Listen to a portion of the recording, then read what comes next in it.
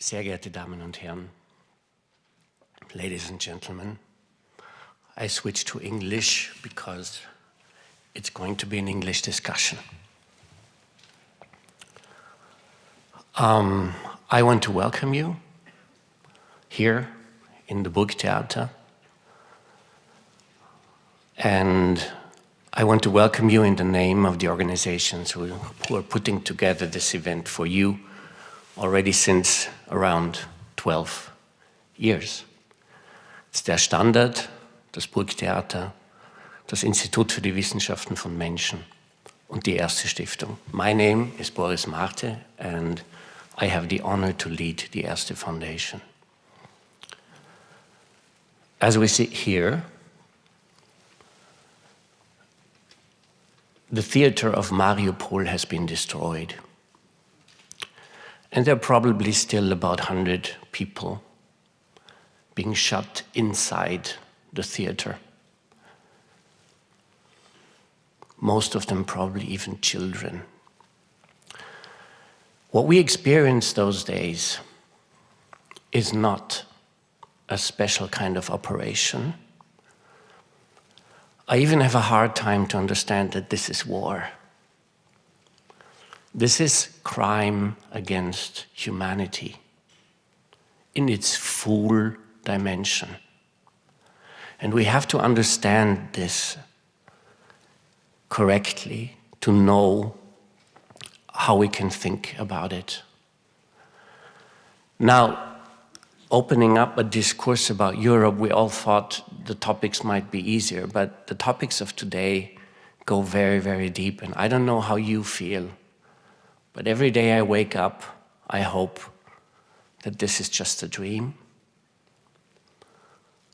And, you know, got all this sadness and fury inside myself, looking at the pictures we all get transmitted on our smartphones.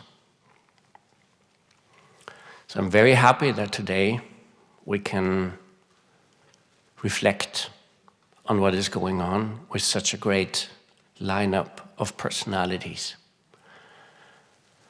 And let me end maybe with one word of commemoration, because one of our great personalities of Austrian politics has passed away last week. He was one of the really true visitors of this event since the beginning, Erhard Busek. And he gave basically his whole life to the question of bringing people together, understanding Central and Eastern Europe with its full historical dimensions and disruptions, and preaching to us all the time about how important it is to have more understanding between the nations in Europe. I also want to thank Ivan Vejvoda for taking up the moderation in his professional way, as he always does, also today. And in Erhard, we really lost a friend, also a friend of Erste Foundation, who has followed our work since a very long time. We have devoted some substantial funds in the last week to all the NGOs and organizations who are on the border of Slovakia, Hungary, Romania, doing a fantastic job to welcome all the refugees from the Ukraine and to give them the first shelter after they have reached the border.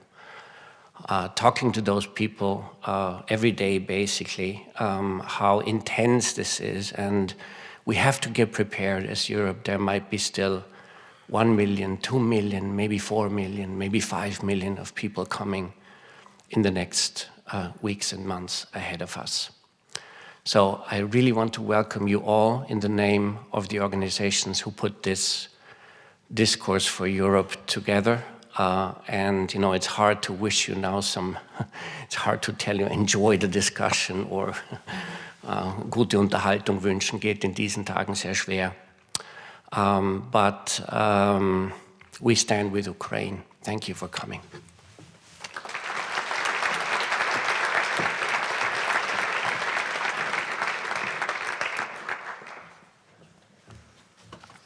Dear audience, ladies and gentlemen, a warm welcome here in the Burgtheater. Ich bin die stellvertretende künstlerische Direktorin des Burgtheaters. Mein Name ist Alexandra Althoff. Ich möchte Sie herzlich begrüßen zu dieser Veranstaltung, die uns wirklich sehr am Herzen liegt. Ich bin auch sehr dankbar, dass nach allen Zensuren für soziale Zusammenkünfte es möglich ist, in der Gemeinschaft des Publikums diese Expertenrunde international hochkarätig besetzt, mal wieder, wie es auch in der Vergangenheit und in der Zukunft sein wird, zu erleben und sich damit auseinanderzusetzen und das dann in die Stadt zu tragen. Das ist sehr wichtig in diesen Tagen. Ich möchte noch darauf hinweisen, dass wir zusammen mit unseren Kooperationspartnern uns auf dieses Thema geeinigt haben für den heutigen Tag. Da war es Januar und in der gedruckten Version des Leporellos steht auch noch wieder Krieg in Europa mit einem Fragezeichen.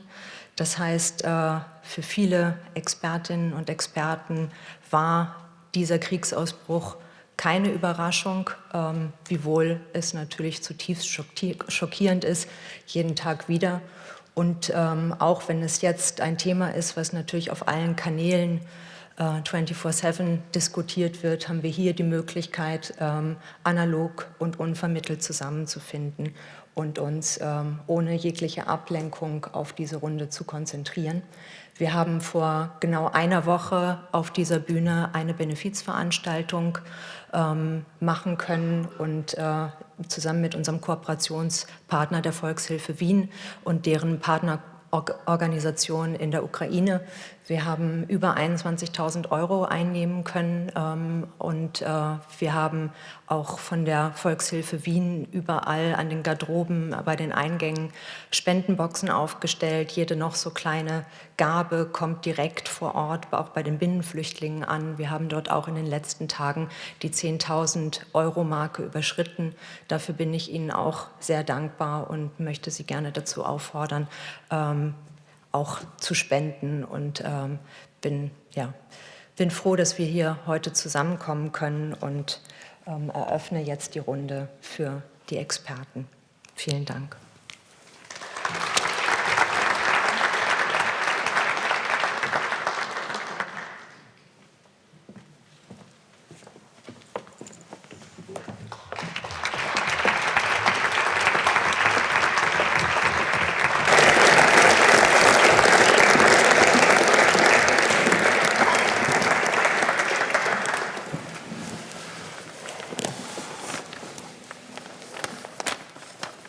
A very warm welcome to you in this very sad moment of world history and European history. It's the first day of spring, a rather chilly day, but not very much spring atmosphere in our individual lives, in the life of Europe, but in particular in the life of Ukrainians who are suffering and dying and escaping as we speak every minute of this discussion here. When with our partners we decided to address this topic somewhere in November, December, we put this title with a question mark, again question mark. Of course, needless to say, that question mark dropped off on February the 24th. We are today in the 24th day of this war, in fact, of this invasion by a country called Russia, which is a nuclear power of 150 million people, attacking a sovereign European state called Ukraine, completely unprovoked, with no reason other than neo-imperial reasons of a return to some past times that we all thought laid behind us. But before we engage in the discussion, let me introduce our panelists, and I will do it in alphabetical order. First, to my left, Catherine Kluver-Ashbrook, who is a political scientist who at Harvard led a program on diplomacy, recently was the head of the German Council on Foreign Relations, and is today a senior fellow at the Global Public Policy Institute in Berlin. Please welcome Catherine Kluwer.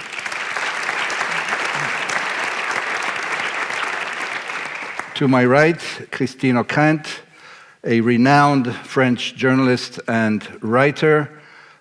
She is a senior producer at France Culture Radio. Full disclosure, I'm an avid listener to her Saturday morning foreign policy debate. Those of you who speak French, tune in at 11 on Saturdays. Welcome, Christine Ockrent.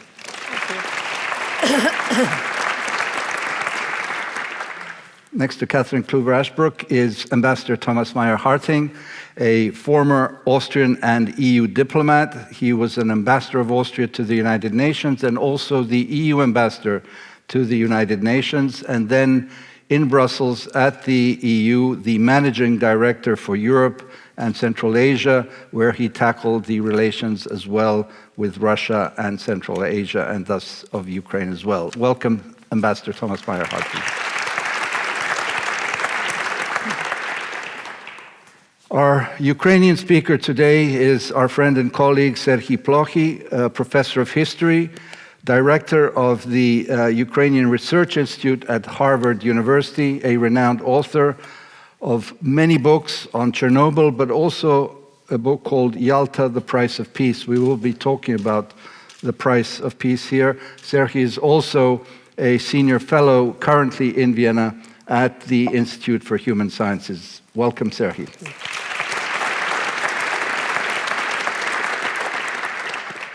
And last but not least, but our friend and colleague, Professor Dariusz Stola, who is a professor of history at the Institute for Political Studies at the Polish Academy of Sciences. He was also the director of the Museum of History of Polish Jews for about 6 years. And Dariusz is also a member of the governing board of the Institute for Human Sciences. Welcome, Dariusz.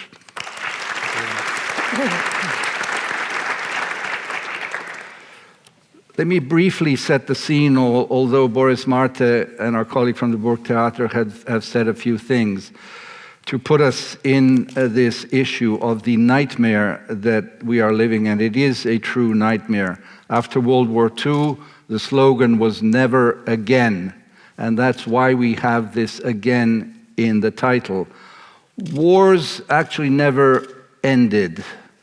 I come from a country that no longer exists, Yugoslavia, that ended its existence in war and has become 7 countries. We lived through a bombing and through destruction, refugees, and many victims. And the city of Sarajevo lived through a siege that lasted 1,400 days plus. The countries of Western Europe, where peace has been held for 70 years, as often the saying goes, in fact led wars. In fact, today or yesterday, and Christine will know better, we commemorate the 60th anniversary of the end of the war in Algeria. France, a Western European nation, conducted a war. Portugal, a European NATO nation, conducted wars until the middle 70s in Angola, Mozambique, and Guinea-Bissau. And so even though we have had the fortune to live in this Europe without war, the other part of Europe was invaded by the Soviet Union, Hungary in '56, Czechoslovakia in 1968, and my own country imploded at the end of the 20th century when war should not have happened again, and we thought we were out of it. So all this to say that unfortunately somehow wars are with us, and this invasion by Russia, which frankly nobody rational expected, or expected some small military incursion into the regions of the Donbass and Luhansk, is something of a nightmare that has become true. The dream of a peaceful Europe, and Europe is a peace project first and foremost, and that's why we, who are not yet countries of Europe, like Serbia, want to join Europe. We want to join the peace project.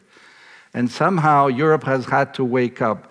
This event of February 24th, I liken to the event of the fall of the Berlin Wall.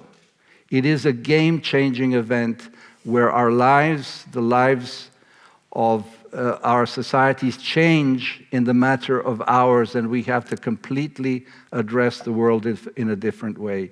We are in a new era of insecurity. We are here, obviously, try and make a better future, but in the immediate, we are trying to salvage what we have.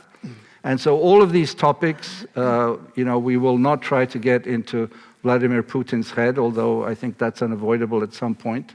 We will try and see what the fate of Europe is about. We will debate these issues, but we will have constantly in mind the fate of the Ukrainian nation and the Ukrainian people. And that's why we'll go to Serhiy for a first question about this civilizational mission, quote unquote, that Russia and Putin are engaged in to try and, as they say, denazify and demilitarize your country and your people.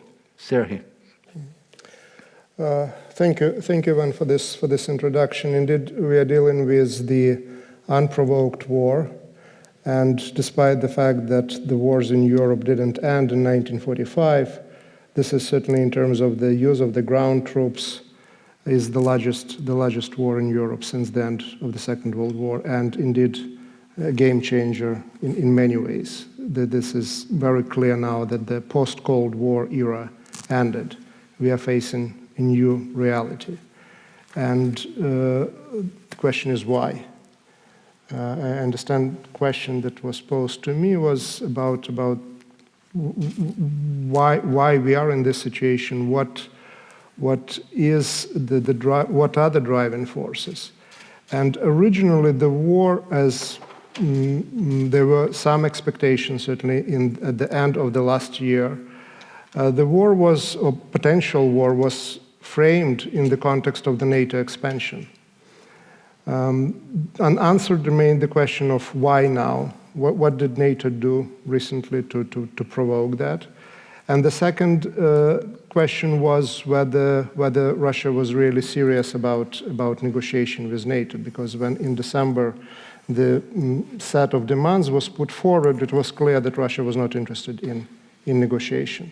It was very clear that the war, either big or small war, would actually worsen the Russian security situation in terms of mobilizing NATO. That was obvious.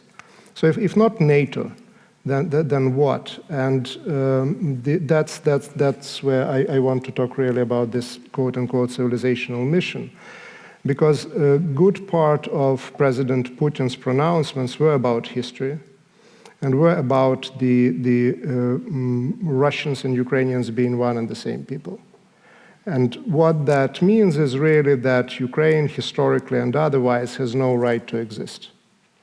That's where the ideas of denazification also coming from, which sound at least bizarre, thinking that this is a democratic nation led by a Jewish president, the only Jewish president outside of Israel.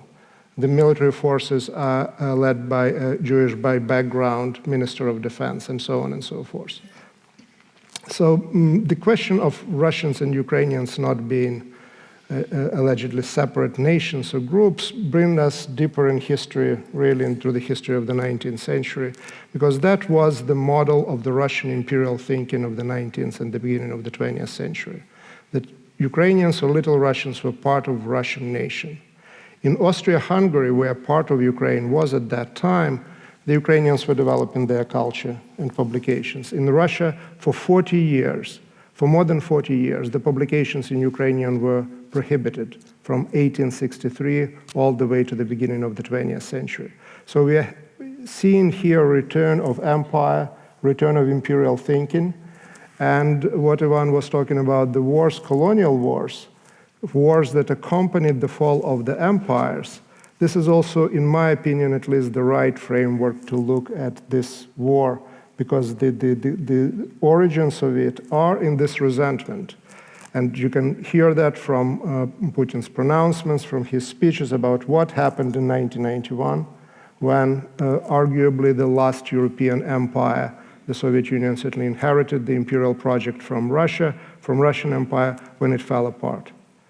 The Soviet Union was dissolved 1 week after the Ukrainian referendum for independence. 92% of people who participated in the referendum, voted for independence. The question that they answered was the question whether they wanted their country to be independent, not whether they wanted or not the continuation of the Soviet Union. But the USSR was dissolved 1 week after Ukrainians said no to the new union project. And the reason for that was that Ukraine was the second largest Soviet republic. Without it, Russia was not interested in continuation of the union project. But Russia never gave up on the idea that it has to control the post-Soviet space, one way or another. There is no difference in thinking between Yeltsin and Putin.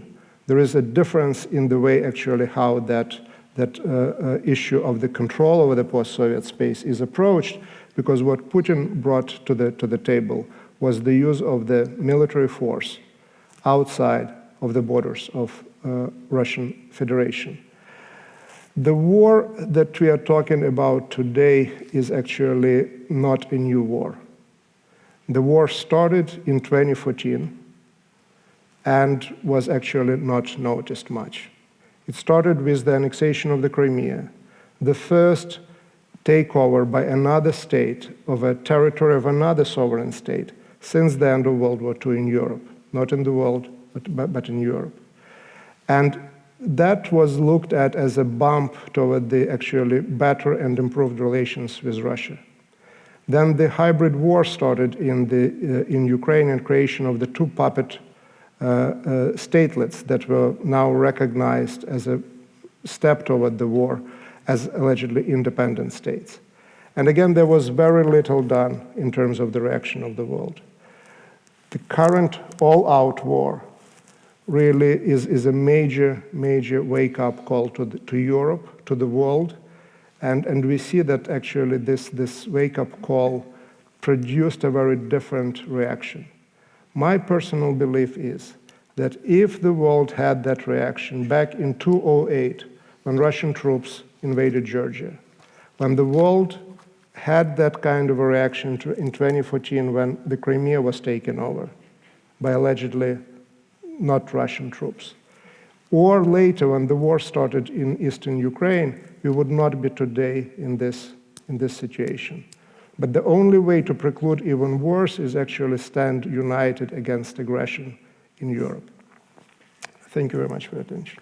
Thank you, Sergei. Obviously, much to say with Putin's Munich Security Conference speech in 2007, when it was clear that he was changing optics. He became a historian, quote unquote, last July when he wrote this big piece about the unity of these two people. But we'll maybe come back to that. Christine, let me turn to you now. Sergei rightly mentioned the invasion and the annexation of Crimea in 2014, and there were 14,000 people who died in the meantime. Do you think that Europe was complacent at that moment, thinking that that would be it?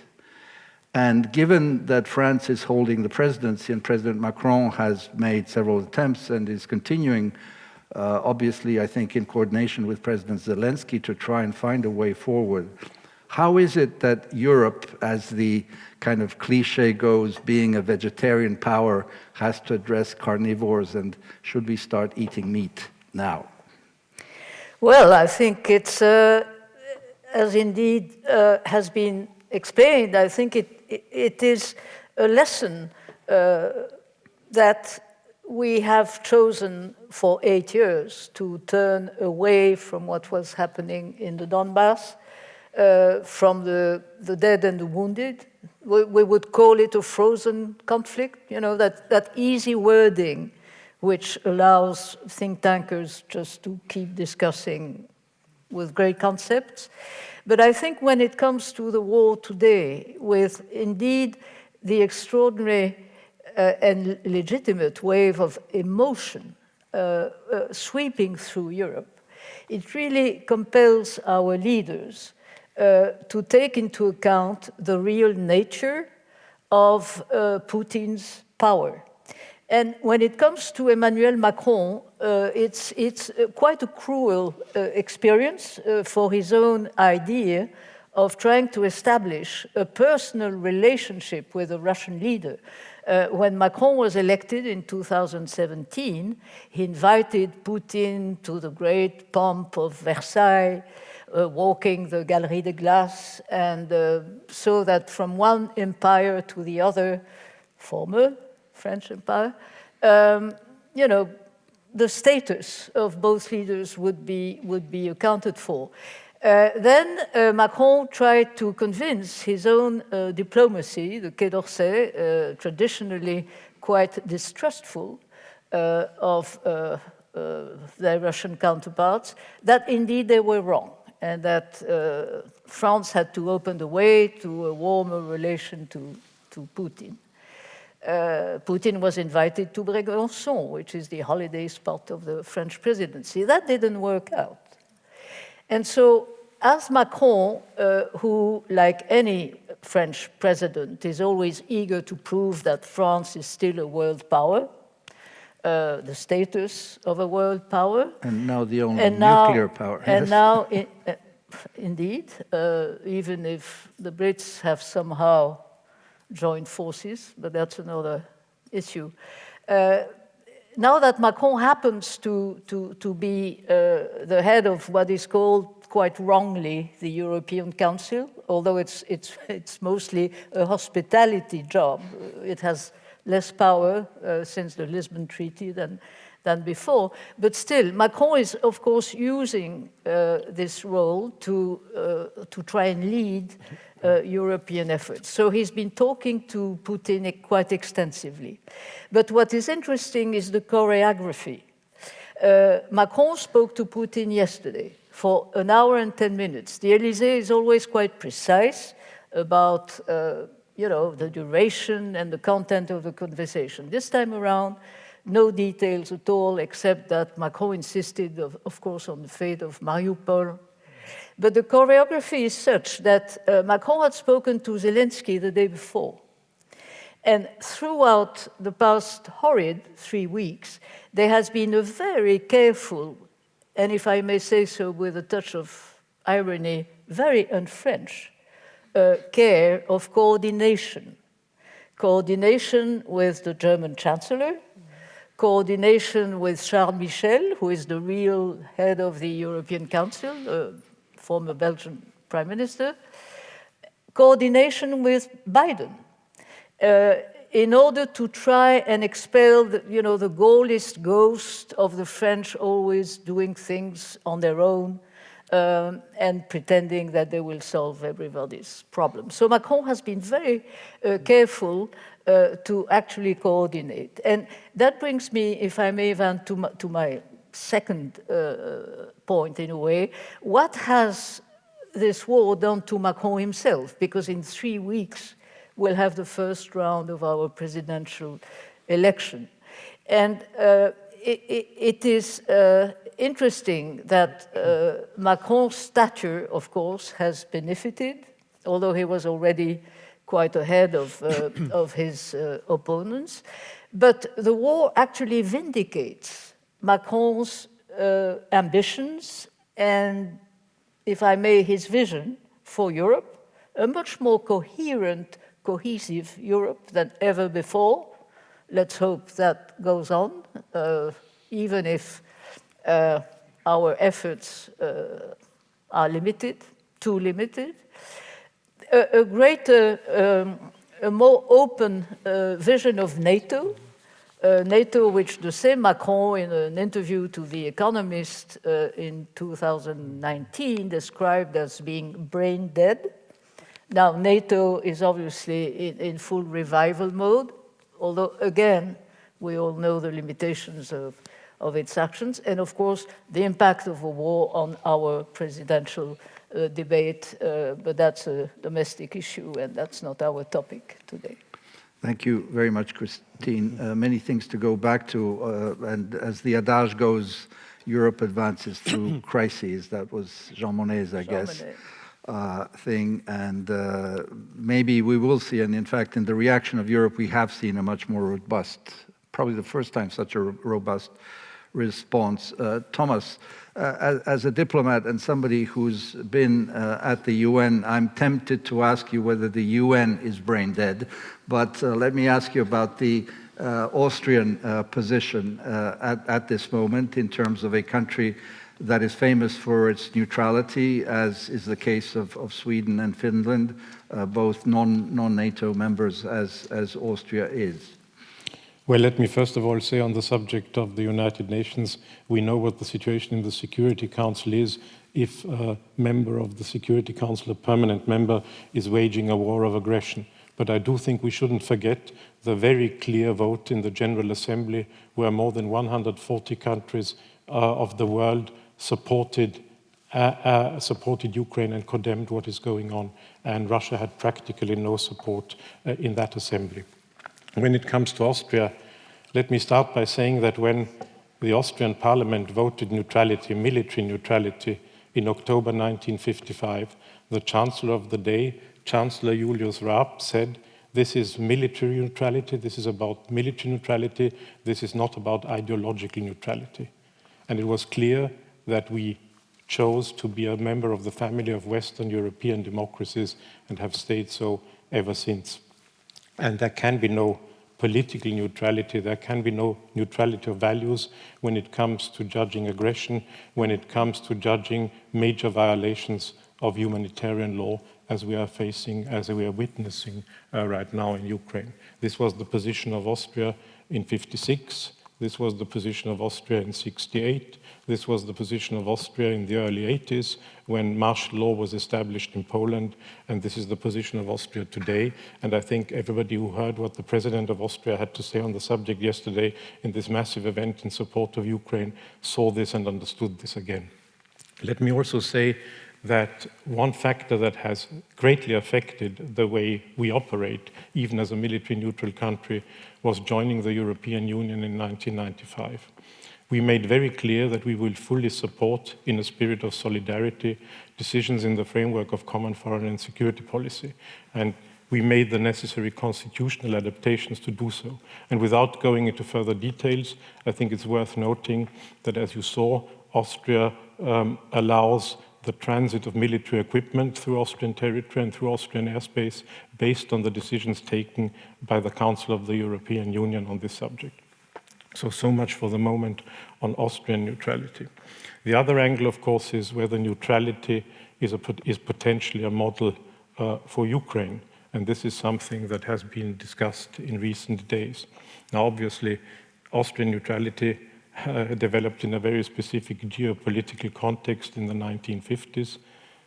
We have a discussion of our own, what this means today for Austrian neutrality, but this is something that we may perhaps return to later. And obviously it's up to Ukraine to decide whether that is a sort of model that fits for Ukraine now. When I listen to what Ukrainians, including President Zelensky, say, it's clear that they have come to the conclusion that membership in NATO is not in the cards for Ukraine now and not in the foreseeable future, and they're no longer aiming to become a member of NATO. But on the other hand, what they do clearly need is security guarantees, even if they are non-allied. And this is something that they're discussing seriously. They had security guarantees in the Budapest Memorandum of '94, which didn't work. And I think that any solution, even a solution for a non-allied Ukraine, will have to take that into account if it is a solution that is to be accepted by the Ukrainians. And did I understand correctly that Austria will increase its defense spending, or is this just a forethought that needs to be decided Well, upon? I think this has been announced. As I said, I think there are all sorts of considerations that need to be made about what everything that is happening right now means for Austria and Austrian security policy, but I think we should return to that at a later stage. And I have been remiss in thanking Thomas Meyer-Harting because he stepped in at the very last moment. Ambassador Martin Seidik unfortunately got COVID and had to renounce presentation. So thank you again for that, We worked Thomas. together in Moscow in the 80s, so we've known each other for a long time. Maybe we can come back to your Moscow days. Catherine, let me turn to you. The United States clearly is not only one of the key actors in the transatlantic relationship, it is, for all intents and purposes, a European actor, and Europe has been able to grow and prosper under the American security umbrella within NATO. We'll come back to the issue of strategic autonomy of Europe. There has been the nuclear threat. Putin has raised that. How do you see the role of the United States in regard to this moment? We saw there was that famous Geneva meeting between Putin and Biden. That clearly didn't lead to anything. Where do you see the United States currently? Well, I think, first of all, what the last few weeks have made indelibly clear is that the United States remains a European power and remains a transatlanticist power, but also one that has, and this administration made that very clear, of course, its sights set on thinking about great power competition in a global way. And that without the United States, both active in the European theater and in the Asian theater, you're never going to be able to rethink the fundamental question that underlies this panel discussion this morning, is what is the future of global order? How do we focus on maintaining relations between particularly the great powers who now have access to a much different war chest? I completely agree with Serhi that what we're seeing is effectively a 19th century conflict on first look, where it's about territory, spheres of influence. We have used a 20th century system that we built for ourselves after the last cataclysmic war in the heart of Europe to arbiter this, but over time that system has become so hollowed out, so perverted, and Ivan Krastev, who's in the front row, has written beautifully about just how we've in German we would say Raubbau, we've bled some of that system out, and now we're in a 21st century, we're dealing with 21st century consequences that, for the European sovereigntist, want it or not, cannot be mitigated by Europe alone, because the fact that the United States more or less immediately was able to do what was necessary, which is the mobilization of arms, the mobilization of funds, the idea that it can move soldiers quickly into still existing military bases around Europe in the way that it can, the way that it can focus NATO nation and European nations such that we now have, and my other passport is German, in Germany really a Zeitenwende, a real shift of perspective and action, that all is due to the fact that America remains an anchor power, but that we also see members of the Quad, Japan and Australia, stepping up not only to say we have solidarity with what is going on in the European theater, but we're willing to send liquefied natural gas to Europe if necessary. That you see a heightened diplomacy by Americans with China, with Venezuela, and we can discuss what's behind that and what the point is of that. But the fact that the Americans then have to, or are in a position where they can take that step back and look at how the knock-on effects in the, what is essentially a borderless world now. Because again, we're dealing with a food crisis, we're dealing with an oil and gas crisis, we're dealing with a migrant crisis of unforeseen dimensions, a humanitarian crisis, that the United States really does need to then continue to step up. And it's having the shifting effects internationally, that the pressure that the United States can bring on the rogue states that didn't vote in the Security Council or abstained, that is a strong diplomatic lever still that the United States can play. But it's also having interesting effects within the United States, particularly within the Republican Party. And we mentioned a French election cycle. Of course, we have an American election cycle coming up as well. And I think everybody in this room is grateful that the President of the United States is now Joe Biden and not Donald Trump, because that was, of course, an ace that Vladimir Putin tried to play initially, was that he would play Donald Trump so that Donald Trump would destroy the Western security architecture from the inside. That was not successful. But what does that mean going forward? And it's interesting to see also the dimensions that has going into a congressional election, because the GOP now has to ask itself some really difficult questions about where it positions itself vis-a-vis the Russian dictator, but also vis-a-vis its own thinking of security posture. So the United States is back as an Atlantic power, but how the Europeans pick that up and how they use this rapid shift that has gone on since effectively February 24th. And I think nothing's more emblematic than, I was at the Munich Security Conference on Sunday, is now the panel structure that is anchored on Europe. And you had the French defense minister and the European foreign minister sit on the panel there and say, well, yes, we have all these wonderful instruments, but they're so new within the European Union, PESCO and CARD and what have you not, all the acronym soup that Europe is so famous for, but we can't quite use them yet, and it's so new, and we shouldn't rely on them. And a week and a half later, finances were no longer an issue, military rearmament and changes were no longer an issue, purchasing questions, down to the F-35, suddenly became sort of a non-argument. So what will be important to see is both how the Europeans and the Americans can take this forward, whether that unity can be preserved, and here I'm perhaps more critical and fearful than some others, but then also what the Europeans do with that going forward, and then conversely, if together we are aware enough and willing enough to look at the failures that we committed together over the course of these last 3 decades in letting our joint international system atrophy in the way that we have, and allowing these sequential violations by authoritarian powers and our own, because frankly, we abuse the system just as much for the convenience of our economics, our growth, our prosperity, if we are willing and able to be honest with us such that we're able to rethink and rebuild a system that can work for the future. Absolutely. I think we need to keep repeating this argument about the complacency that somehow after '89, the end of history came, which of course it didn't, because the Yugoslav wars were full history immediately in 1991.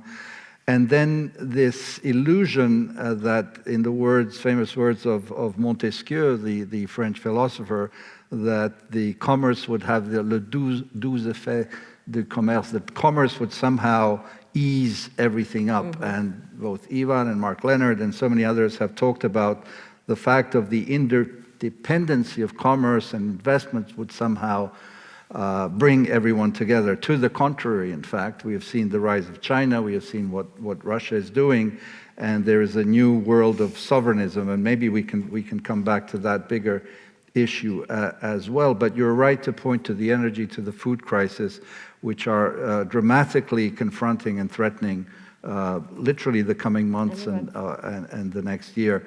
Dariusz, last but not least, you are from a frontline country in this event, and Poland has been, with the Baltic nations, most vociferous in a positive way about the dangers that Russia poses throughout these past decades, and NATO has somehow been responsive in a certain way. But now you bear the brunt of 2.2 million refugees in the span of 3 weeks. This is probably, I don't know whether it's appropriate to say a world record, but simply the most dramatic refugee crisis that we have seen. I'm sure that many of these people hope that they will return soon, but that is, we know, something that's a crystal ball question. How is Poland coping, and what are you hearing now that you're in Vienna from your friends around Poland? So first, you've mentioned that Poland and the Baltic states are on the forefront in demanding sanctions and active measures towards Russia.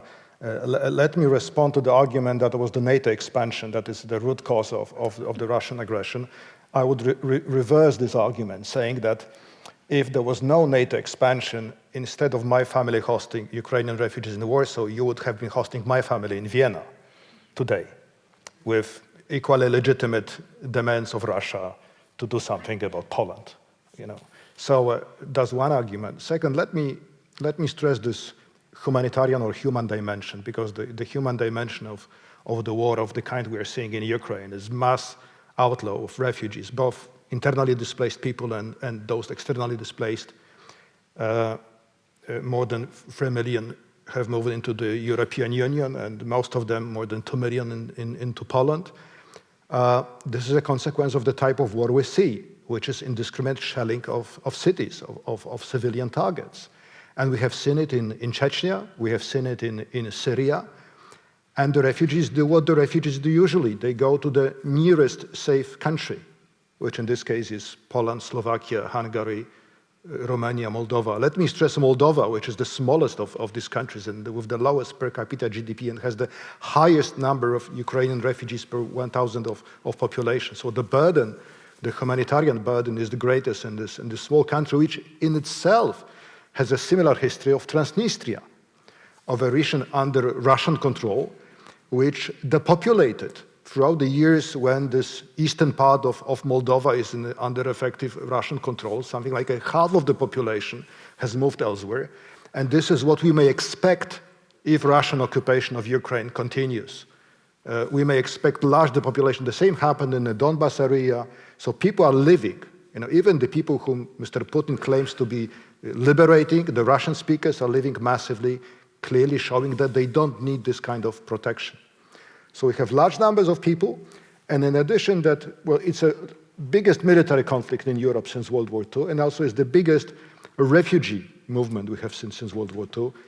In 2015, when we have seen Syrian and Near East refugees coming, it was 1.3 million in 2015. Now this is the number you have in 10 days in Europe.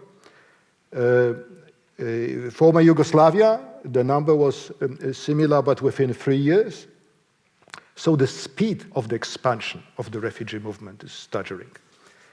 And so far the response, at least for Poland, which I'm following closely, there has been massive grassroots response of individuals, NGOs, local governments. The central government was rather slow in responding, but I don't think it's possible to continue having such a mass of refugees only on the basis of regular human solidarity. My city, the city of Warsaw, has now more than 300,000 refugees, which makes almost 20% of the pre-war population, within 3 weeks. And the number is growing. So when we are talking here in the theater in Vienna, we have thousands and thousands of people crossing the border, some 100,000 people crossing the border on a single day. So the number is fast expanding. And I'm not sure if this is a primary Russian objective to destabilize Central and Eastern Europe with the masses of refugees, but clearly is a secondary objective. Very much when Belarus was pushing refugees from Near East across the Polish border in the last year, and also across the border of Russia with Norway, there were attempts to put of similar. It was clearly to put the leaders in Europe before a dilemma. You accept them, and then we will send them more. And when you refuse them, you will show that you're hypocrites, that all the values that you're claiming are not there. So in this case, clearly, Europeans, Poles, Slovaks, Moldovans, and others stand to the values. And the question is how long they can do it as citizens or local governments. I think there is a need for coordinated international European response to the humanitarian crisis, not to see these countries collapse under the burden of the refugee flow, which is, quite a risky situation in Moldova. But the best way to stop the expansion of the humanitarian crisis is to stop the Russian invasion. The single most important thing to do is to help Ukrainians defend themselves. Thank you. Thank you very much, Dariusz. Clearly, the fact that Putin is putting so much pressure on all sides, and you're right to point out that the refugee crisis is certainly one of the biggest pressures, along with the brutal military aggression that is being conducted. And obviously no one needs to be reminded here that we are 600 kilometers away from the Ukrainian border. It's roughly a 5.5-hour drive. And so the fear that the Norways and the Swedens and the Baltics and others are confronted with at the moment are real. The way that people are buying iodine and various other measures in case of a nuclear attack or a tactical nuclear attack is a real return through the nightmare to the worst evil of European history. Serhii, let me ask you in that regard, both as a historian but as a Ukrainian who has family in Ukraine at the moment, what do you think is the goal of Putin at this moment? Will he stop at Ukraine's border? Will he stop at the Dniester River? Does he contemplate taking on NATO countries? I mean, he talked about going back to the 1997 situation. What is your view on this?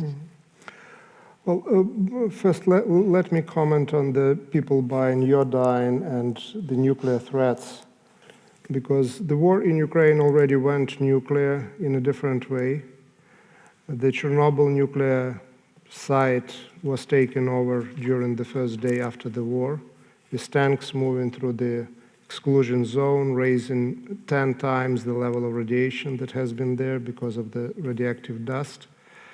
As the result of the war going in the region, the power supply being cut more than once, the emergency generators kicking in and then running out of the diesel, and then diesel was brought there. So we are already with Chernobyl alone in a situation where there can be another accident, because there is, of course, the safe confinement, 1.5 billion euro confinement that needs electricity and needs support. Monitoring, the operators are basically hostages without ability to establish contact with the family, get medication or anything of that kind.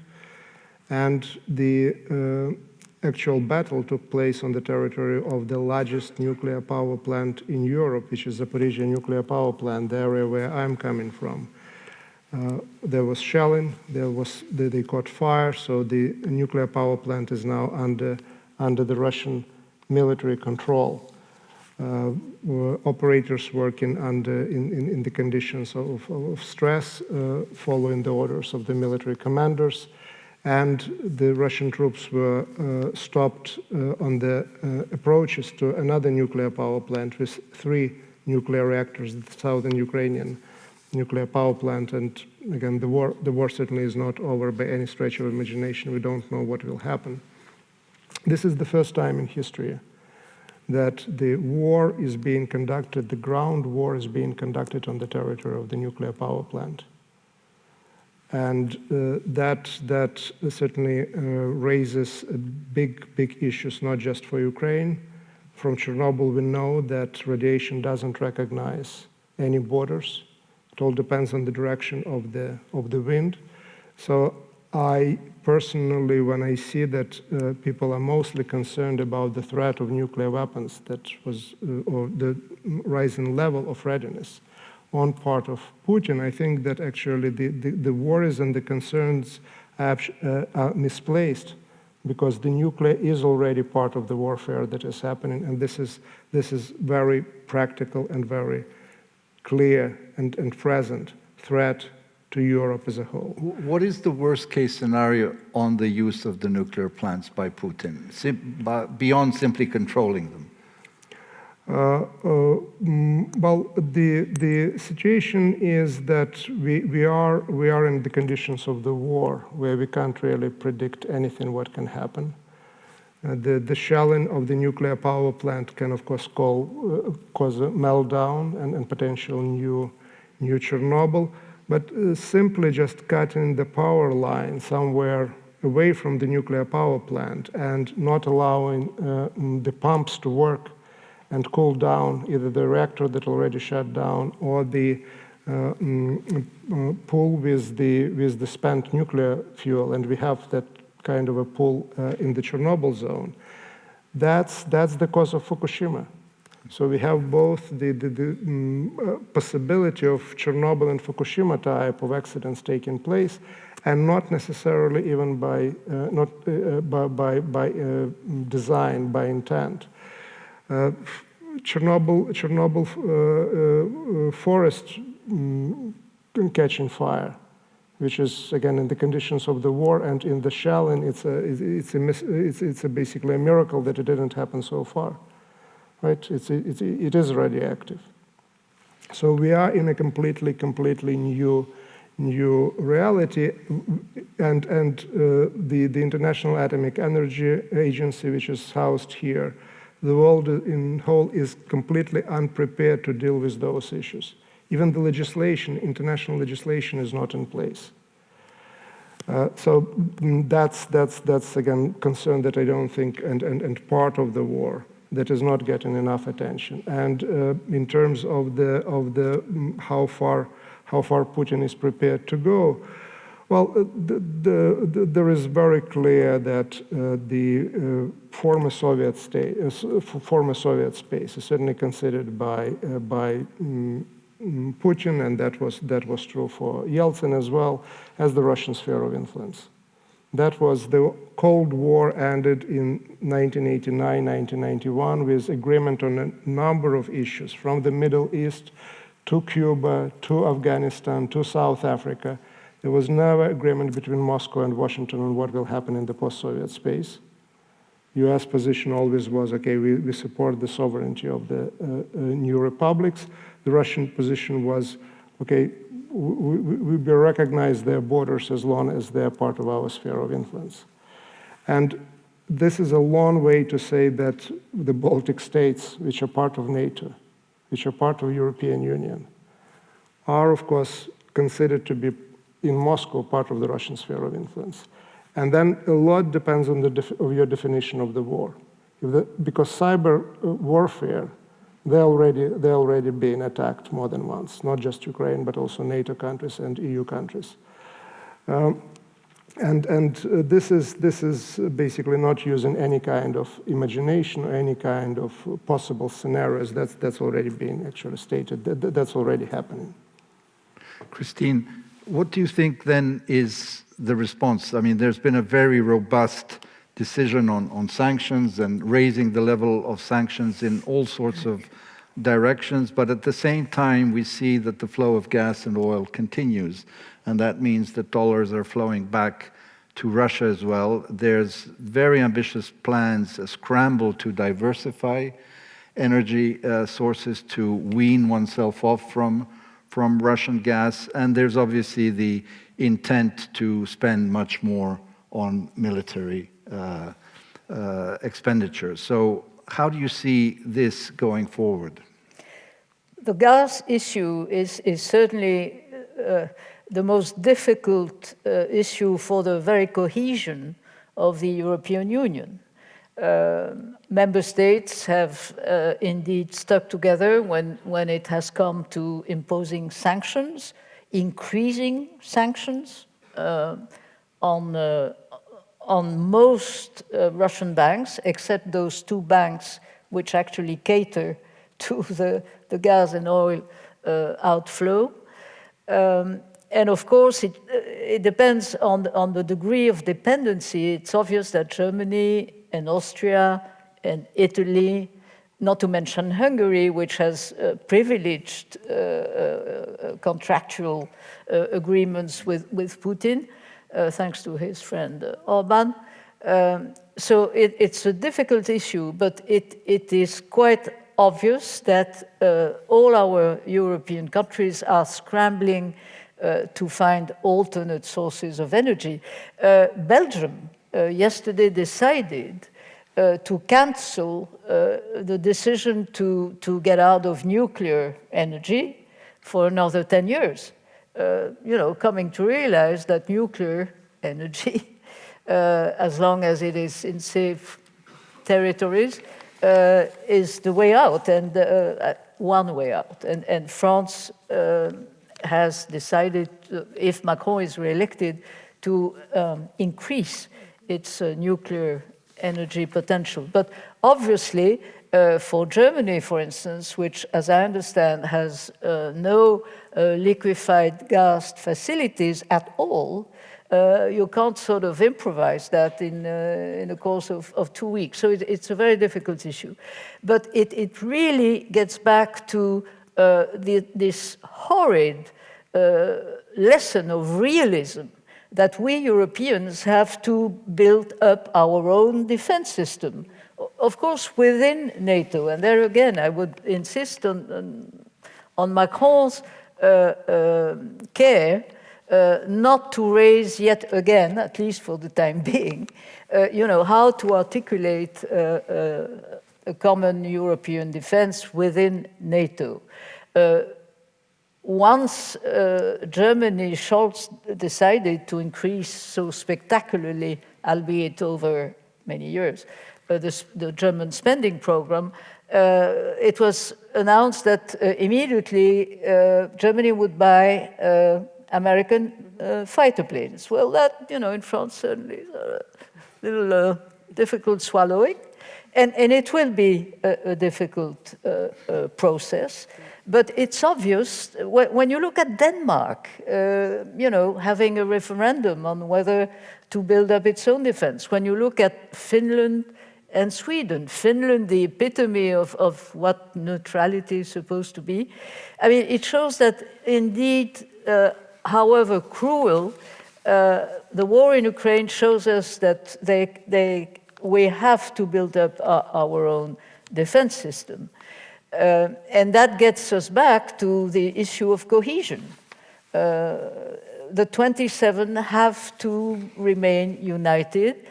Is the pressure of the refugee issue, which Darius raised, and I fully subscribe to this idea that it's very much in the Kremlin's mind that it's a way to crack up our own democratic systems. And God knows if the issue of immigration has been a divisive issue within the EU.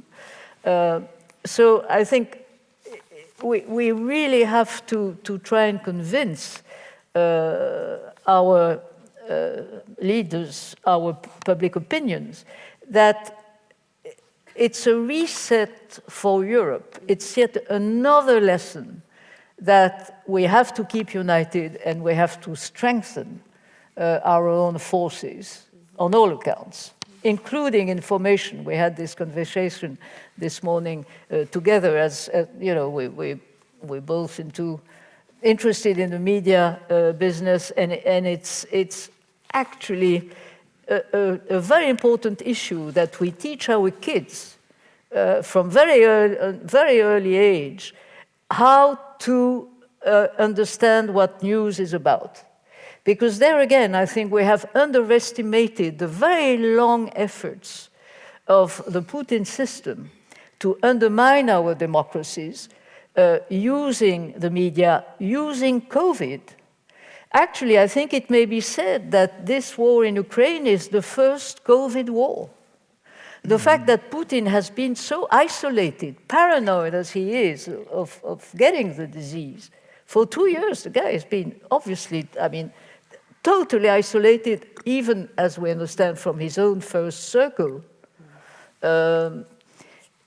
So again, we have to be extremely vigilant and fight back on all the fake news, all these terrible social media mechanisms, which actually in our countries of free speech, free thinking, free expression, are a source of weakness for our own institutions and our own minds.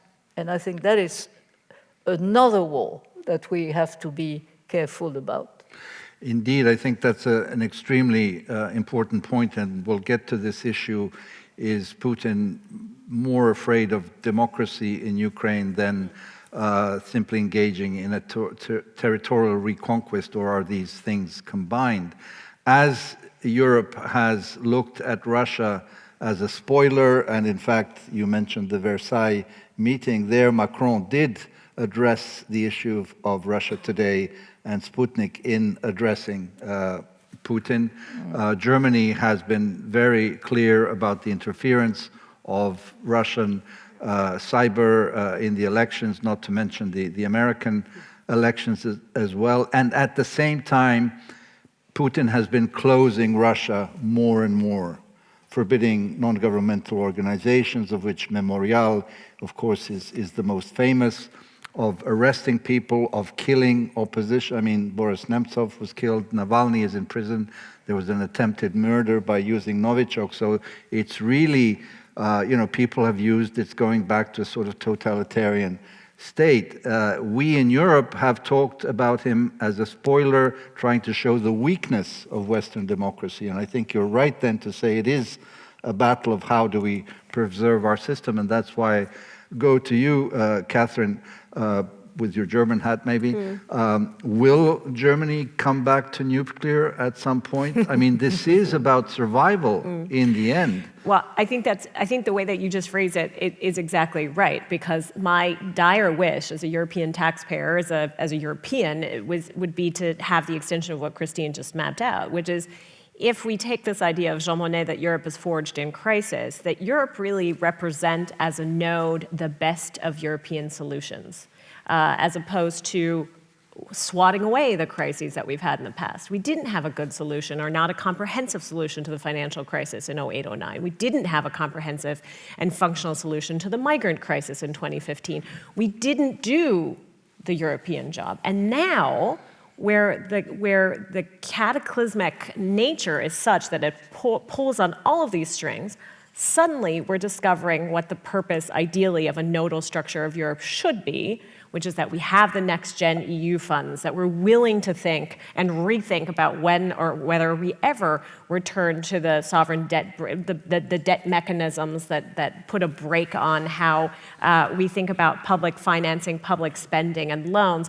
If that is the kind of leadership creativity that this crisis unleashes, the fact that taboos are really reconsidered in a more creative and proactive way with different actors around the table, then maybe we'll find some odd silver lining in this situation. The fact that Robert Habeck, the economics minister, who was from the Green Party, put the fact that, we might consider extending the life of the very few nuclear power plants that still operate in Germany on the table, under duress. I mean, there's one politician who is really wearing the face of this crisis, and that's Robert Habeck, because as we all discussed, there are so many issues that come together in the portfolio that he heads up.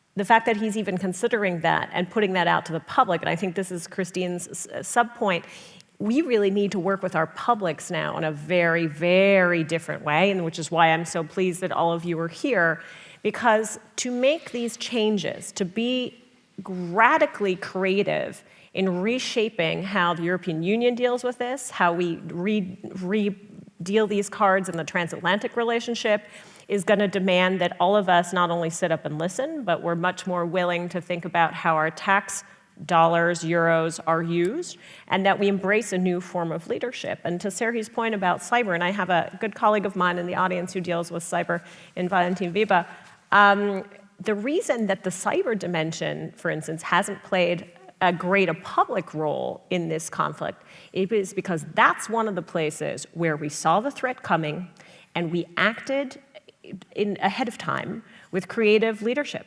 The reason that the wiper attacks that were attempted on Ukrainian satellites, on public infrastructure didn't work is because Microsoft and Google saw this coming, have seen this coming since 2015, since NotPetya, since 2017. The NATO Center of Excellence in Estonia has been all over protecting critical elements of Ukraine's critical cyber infrastructure.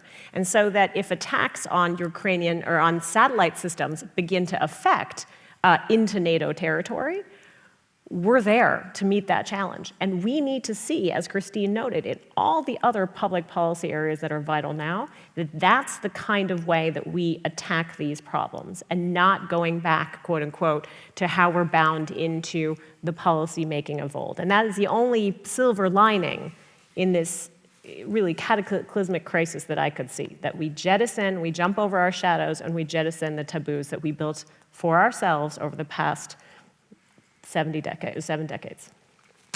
As our friend said in his interview to Der Spiegel, the night of the 24th of February was one where Swedish neutrality disappeared and German pacifism. Has it, and do you think that really German public will wake up to this after a long time? I've had a long debate with key members of particularly the Social Democratic Party about this, where I've said, I think the German public and how we think about it in the German vernacular as a mündiger Bürger has been far ahead of its own polity in the country. And I think you really see this borne out in the surveys that have been done. Okay. I do think that you have seen for a long time that Germans understand that they need to play a larger role in the world. and in the willingness that they're able to shoulder the burden, because this will be a financial burden, make no mistake. Changing, away from a petro-driven system in the way that Germany is dependent on oil and gas that comes from Russia, that's going to hurt. And for for Germans to begin to understand what that's going to mean, and it won't be easy along the long path of what that is, but you need exactly that buy-in right now.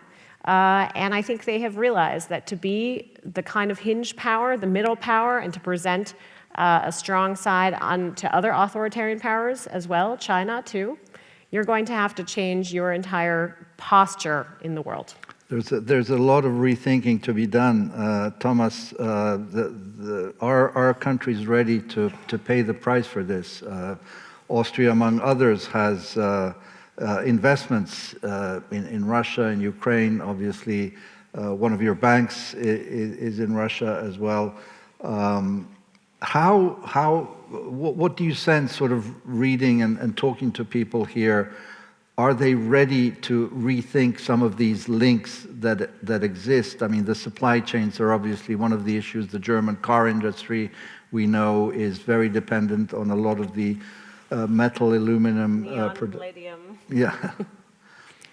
Well, first of all, I'd say that if you have a discussion of what we did over the past decades was altogether wrong, I think that most Austrians would believe that it was right that we tried to engage and that we tried to diversify also economically. But it is also clear that with the dependency that we have on Russian gas, 80%, and the involvement that you mentioned with banks, it's clear that whatever happens, this will never be the same again. I mean, it will take more time for us than for others because you can't change this from one day to the next.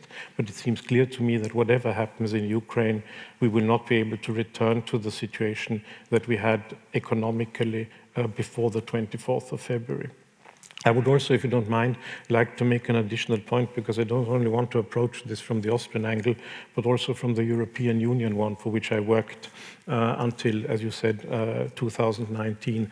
And in fact, I participated in a mission to Mariupol in 2019, where we spoke about the possibility of strengthening the regional resilience of southeastern Ukraine at the time, because that was basically what the European Union engagement was about at the time. It was about strengthening resilience and making Ukraine more able to resist the pressures it was facing. And the important change that I see now is that for the first time, the European Union is not only engaging with economic resilience, it's making a major contribution to strengthen the military resilience of Ukraine. Because I think what is at the core of our effort now, it's for the Ukrainians to decide how they want to continue this enormous and heroic resistance they are showing. It's for the Ukrainians to say how they want to continue and when they might think that they can want to make appropriate concessions. It's a decision for the Ukrainians. We cannot tell them to stop, and there are limits beyond which we cannot tell them to go on. And I think we have to support President Zelensky in his efforts to achieve a settlement, because that is what he's speaking about all the time. And for this settlement to happen, we have to strengthen the resilience of the country. And I think that is what the European Union is doing. And you mentioned Finland. I found that an interesting case, because I read an article, by the way, the other day, or an interview by Ivan Krastev, who's here in the room. You find yourself being reminded of the situation that Finland faced in 1940, when it was confronted with Soviet Russia, with the Soviet Union, which was seen as an insurmountable opponent, and it resisted. It resisted in an admirable way, which in the long term made the survival of the Finnish nation possible. This happened at a great price at the time, and as I said, the worst thing to happen now would be to force Ukraine into a situation where it capitulates. We have to strengthen the resilience of Ukraine for that not to happen, but I think it is nonetheless also an issue of survival of the Ukrainian nation. And with your UN experience, there's this initiative that we are reading about creating a war crimes tribunal. The war crimes are being documented as we speak, and over these past 24 days, egregious crimes that have been committed. the bombing of the theater in Mariupol is just one of them. Do you think there's a chance that this initiative can go through the UN, because it could go through the General Assembly on this? Well, you know, it so happens that my father was a representative of the UN War Crimes Commission in London and was amongst the people who prepared the legal background and did the legal work for the Nuremberg Tribunal. But that was the outcome of, as we know, the Second World War, which ended in the complete defeat of Germany. And I think what we are speaking about now, and it's an issue of sort of sequencing things, what we're speaking about now is a settlement. And I think that Arnold Schwarzenegger, in his admirable statement, said it was President Putin who began this war, and it is only President Putin who can end this war. And it's President Zelensky who is asking for direct negotiations between the president of Ukraine and the president of Russia. So I think that is the priority right now. Obviously, we cannot forget what has happened. War crimes are war crimes, but I think for the international community, the first priority right now is to achieve a settlement that is acceptable to Ukraine. Thank you for mentioning the great Austrian Arnold Schwarzenegger. Dariusz, on this question of democracy, do you think that one of the considerations that Putin had was this issue that Ukraine would be a kind of model, however imperfect, of a democratic society where you have free elections, a more or less free press, where people have the freedom to protest, as one of the reasons to destroy what we metaphorically have called the new West Berlin, the kind of window shop where people in a closed society, in a totalitarian society, could look and give them hope that something was better. Again, we're quoting our friend very often here in the first row, but I want to repeat it because I think it's very revealing of Putin's attitude, that Putin's 9/11 was the Orange Revolution in Ukraine, and that's where really he got scared to hell, if I can be very colloquial, about the way that his power could end if people power really rose in the streets of Russian cities. Well, of course, that was one of the reasons, maybe not the most important reason, although I think the whole Ukrainian national project as an alternative to the Russian project, a project of a very different political culture, of a parliamentary democracy where people disagree and when you don't know who will be the next president, which is not the case in Russia, certainly. So I think this example of a people so culturally close, and as Mr. Putin believes, the one people of Russia and Ukraine having such a divergent path of political development in the post-communist period, I think that was a major argument. But this has also an inner EU dimension, the defense of democracy, which is the defense of the rule of law in Poland and Hungary, namely how to help Poland and Hungary helping the Ukrainian refugees without helping the populists running these countries, including my country. I think it's a challenge. It was a major problem before the war started, and I hope there will be a solution exactly along these ways. Helping Poles help Ukrainians without helping the populists. It's a bit complicated, but not more complicated than German politics, I suppose. So you can make it. Now with the Ukrainian civic nationalism having got such an important new power and unity during this war, which you can see every day, I think it's nobody else but Mr. Putin that has destroyed such a possibility of he pushed the Ukrainians westward much more than anybody else. And from a Polish point of view, where we have a difficult past of Polish-Ukrainian relations and a couple of wars, actually, this is Russia which made the Ukrainian nation so much anti-Russian and pro-Polish and pro-European. So these are, at least for a generation, this is done. These are the things you cannot reverse with any propaganda or policy. And as long as the EU maintains its unity, and it's so far more or less it has maintained, it's the only viable and attractive project, example, magnet for Ukrainians, but also for others. We shouldn't forget about the Belarusians. You know, it's quiet about Belarus now because there is war nearby. But let me remind you that just 2 years ago, we had a major crisis in Belarus due to the authoritarian nature of the regime and the Russian influence there. So the case of Belarus is not closed. So we should think first to stop the war in Ukraine and prevent further crimes committed by the Russian army. But in the next step, we should think about rebuilding Ukraine and making it a part of Europe. And that will be the best example we can give to the rest of the post-Soviet space. Sergei, and we have about 10 minutes left.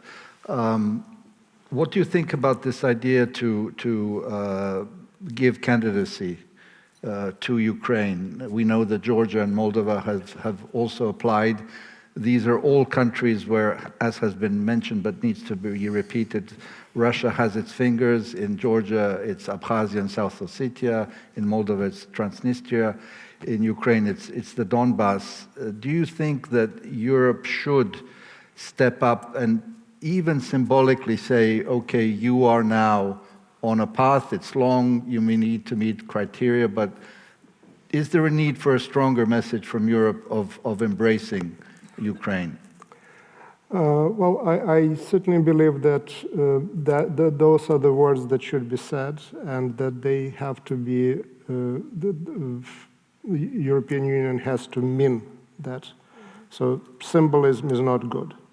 If symbolism will be there, and the words would be said and nothing would come out of that, that would mean really not just disappointment on the part of Ukrainians, but that would be loss of trust by the European Union, by almost anybody. And that war also shows that the model that was used after the expansion of the European Union, after the expansion of NATO, when it stopped, that there can be a gray zone, that there can be a zone allegedly of cooperation, or that idea was actually killed. That idea was killed by this war in particular, by the Russian support for the Lukashenko in Belarus. So whether we like it or not, we are getting not in the new Iron Curtain, but we are getting certainly a clear division in Europe that wasn't there before. Again, it's not European choice, it's not the Ukrainian choice, it's the choice that is actually being imposed on us by this war. And what that means is that I don't think that there is actually other good solution for Europe, for Ukraine, for the quote-unquote countries in between, than actually by joining EU in particular. Again, the military situation, NATO and things like that, this is like in the case of Austrian neutrality, these things can be decoupled, they can be separated. But in terms of the political, economic, and other forms of integration, I believe that this is the only way to go now in this world that was changed on February 24th. And Christine, you've rightly talked about cohesion, and the response of Europe has been much quicker than it has been in previous crises. Do you see the willingness to really go for a stronger, cohesive, both defense policy, but also reinforcing the economic dimensions of Europe, a banking union, strengthening the euro? We know that countries like Bulgaria and Croatia will probably join the euro soon.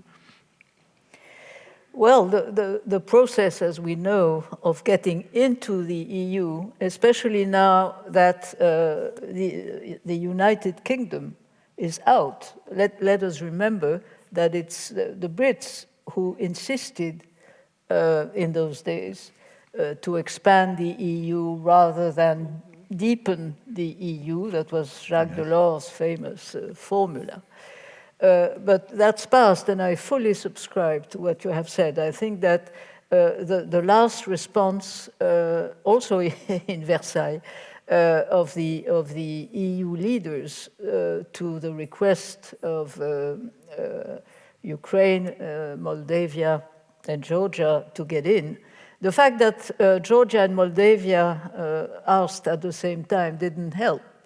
And again, there's this dividing line within the 27 about those issues. But it should be more than symbolic, more than words, and it should entail even more economic support and military support. Because as we speak, the dreadful reality is that people keep dying.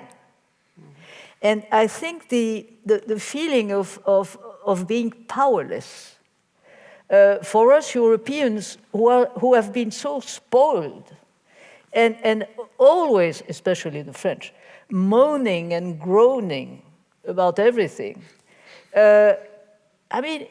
it's really, it's more than uncomfortable, it's really obscene. And again, I get back to this idea that we have to convince our public opinions that, as Catherine put it, there will be a lot of sacrifice. And it's not only paying more, to fill up your motor car. And I think that showing immediately building up, as long as we avoid the Marshall Plan expression, but if we build up a very serious economic and financial plan to support, reconstruct Ukraine, whatever the decision of the Ukrainian people, and you're absolutely right, Mr. Ambassador, it's up to them, as long as they keep alive. And but we have to show within the limitations, and we know what they are, that we cannot get into a third world war. But we have to have very concrete measures to show that we will build up Ukraine back. And that is, I think, a program which will have overwhelming support in our 27 countries. That's absolutely fundamental. Catherine, quickly, there's a NATO summit, and Joe Biden is traveling tomorrow, right? Yep. What do you expect from that? I mean, is the threat that on all these fronts that we've talked about, military, refugees, economic, fear of cutting energy supplies, will there be a pushback demonstrated? Well, in an ideal world, NATO was already doing a lot of this fundamental work in the lead up to what is supposed to be the new NATO strategic concept that comes out this summer. The idea of resilience was sort of the fundamental piece that the Secretary General kept floating out into the air, how we think about resilience in the 21st century.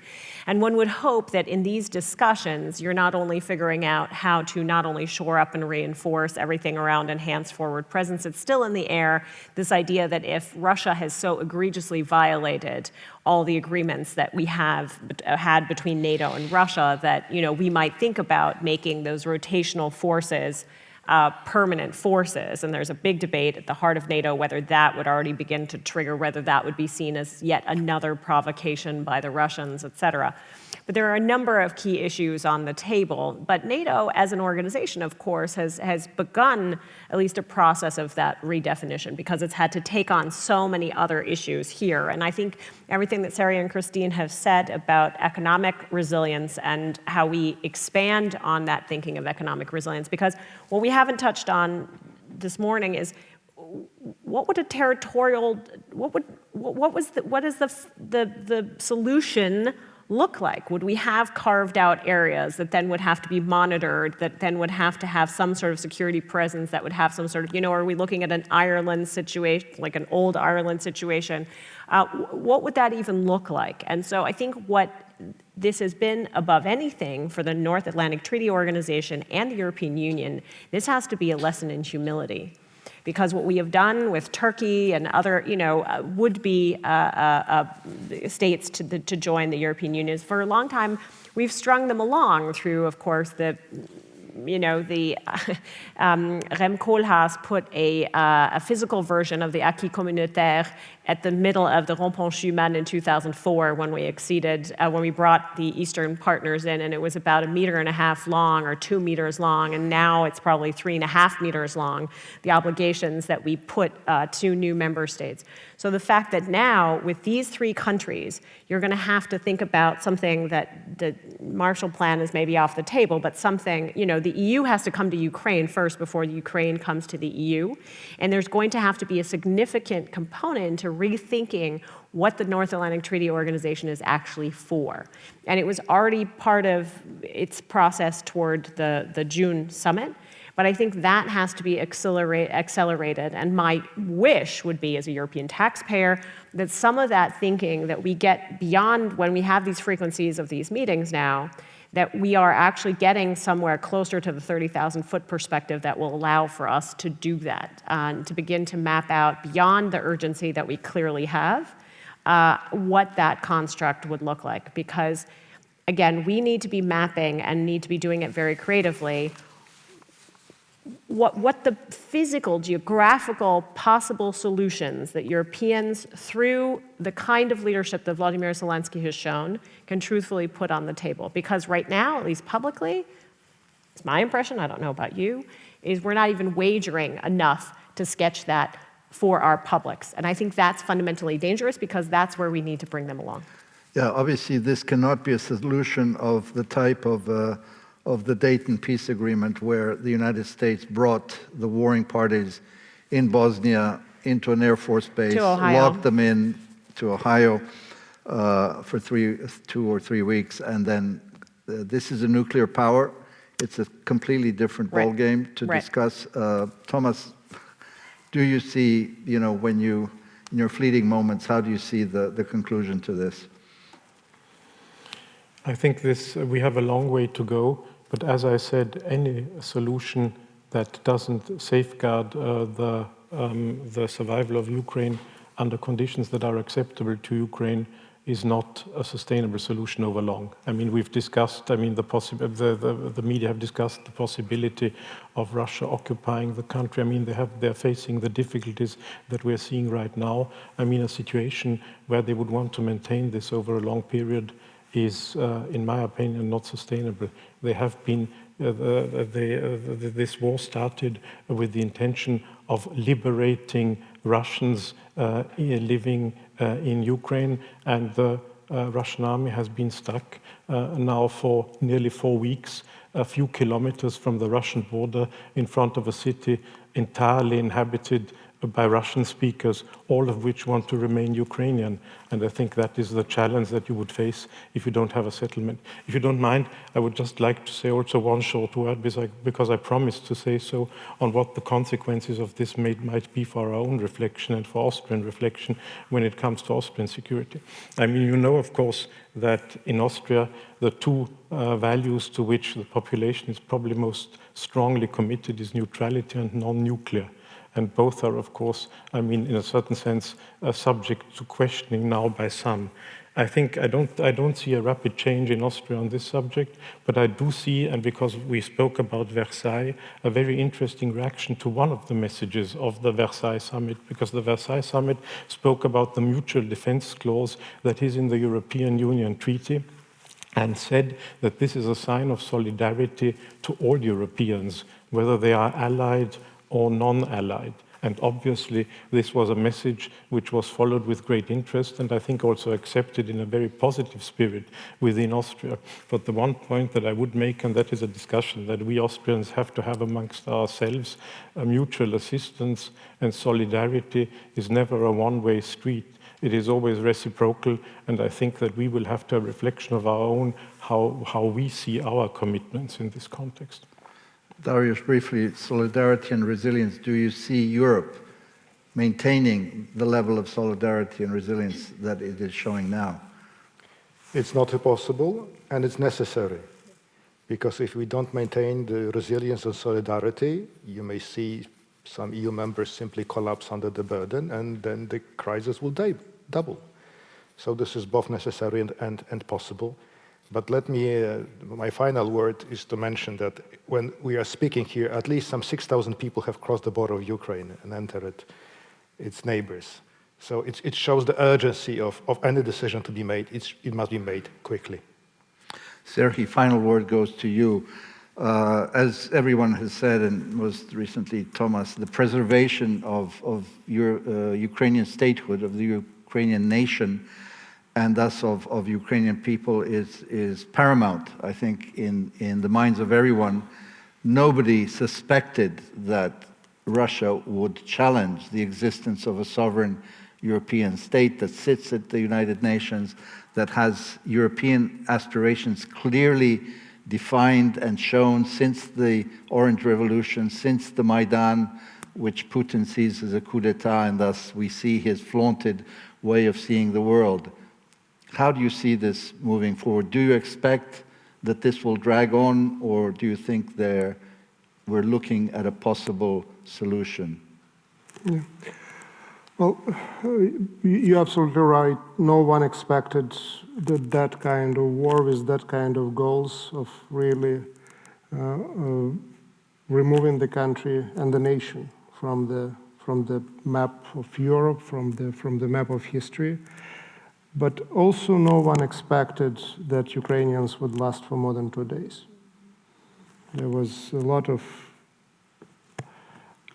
different interpretation between Washington and Moscow on everything, except that there was a consensus that the war would not last for more than 2 or 3 days. And Ukrainians showed the sort of solidarity and resilience that we are now talking about in terms of Europe.